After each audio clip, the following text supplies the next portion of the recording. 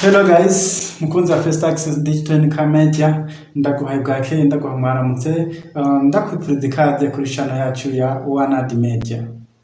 Uno munsi nagoma ngerageze kwishura ku bibazo bimwe ivyo bagiye barambaza ibijanye na Facebook. Hari uwambajije ngo mbega ko numvise ko mu Burundi Facebook ifise monetization.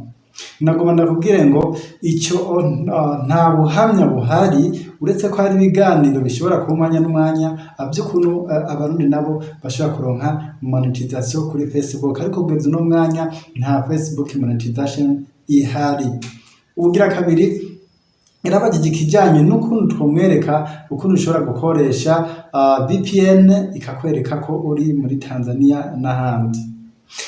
Iyo video wihangane gate tuzayikora ubutaha, ariko nagomba kuri uno mwanya ndakubwire nti nkuko nakivuze, nubwo dukoresha VPN, nubwo twitiza za VPN, ni kwako VPN na VPN z'ubuntu hana VPN ziriha zirihishwa. Nukuvuga izo VPN zirihishwa ni za VPN usanga zikora nibanye n'ibihugu ushobora kurimwo, nukuvuga ibiri uyishize muri telefone yawe ntigucagurira igihugu ushiramwo. Ariko izo VPN nyinshi usanga ari z'ubuntu, barakurimita, baraguha limite y'ibihugu ushiramwo, nuvuga wishiramwo Facebook yawe.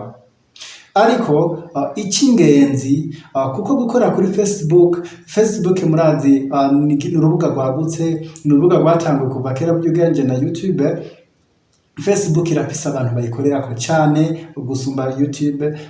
Ndavuga aba content creator bariho benshi, ariko benshi barikwepa kumbo dicho kibazo cya monetization uza gusanga ari ngorane. Ariko nagomba nkubwire ngo inama nziza niyo kwiga platform cyangwa kwiga urubuga uri kurakorerako. Nagomba nakubwire ngo si ngombwa ukorere kuri Facebook monetization kugira ngo ushobore kuronka amafaranga. Facebook ifise inzira nyinshi, ifise inzira zirenga 6 ziri direct kandi zitawuritse kandi zishoboka ushobora guca ku mafaranga utarinze monetization.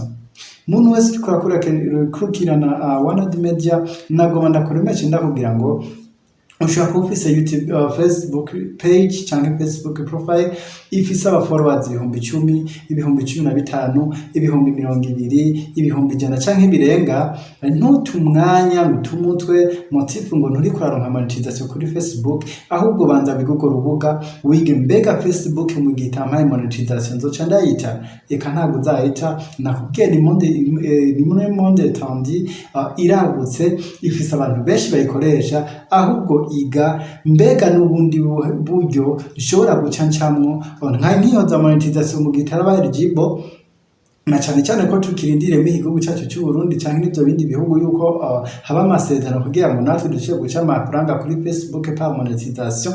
Ariko mu gihe bitaraba ntiducike intege mu gukoresha urubuga rwacu rwa Facebook. Ufise Facebook page, ufise followers bawe, bana nabo ntubate motifu ngo Facebook yawe ntizamonetize, bana nabo ubandanye inzira warimwo. Umunsi n'umunsi n'ivyakunda baba followers bawe bandanye biyongera, umunsi cyo cyangwa igihe bigakunda atuhabwe monetization, natwe dushiye guca amafaranga kuri Facebook nk'abandi. Ariko ava yuko biba bandanye ibikorwa byawe, ahubwo iga uburyo ushaka guca amafaranga kuri Facebook, na cyane ko hari inzira nyinshi zinasumba na monetization wanashaka mu gihe bivana n'inzira wabahisemo, ugasanga uri kuraca amafaranga asumba umuntu afise monetization. Na cyane mu ko tuzi ko yabazi YouTube dukoresha, iyo uri ku office aba followers ukaba uri ku aba followers cyangwa ukaronka amavyuzi ariko ava mu gihugu nk'u Burundi, ntusanga uri kuhembwa neza, usanga uri kurahembwa amafaranga adashemeye.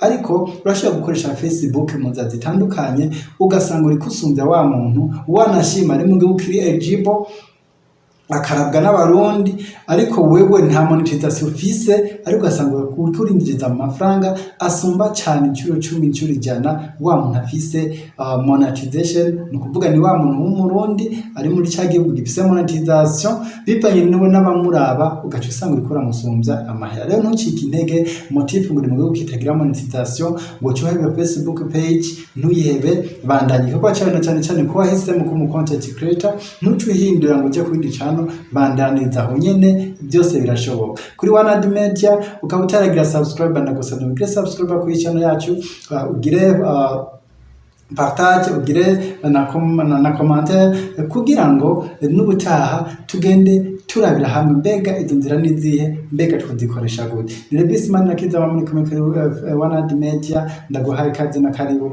naho ubutaha.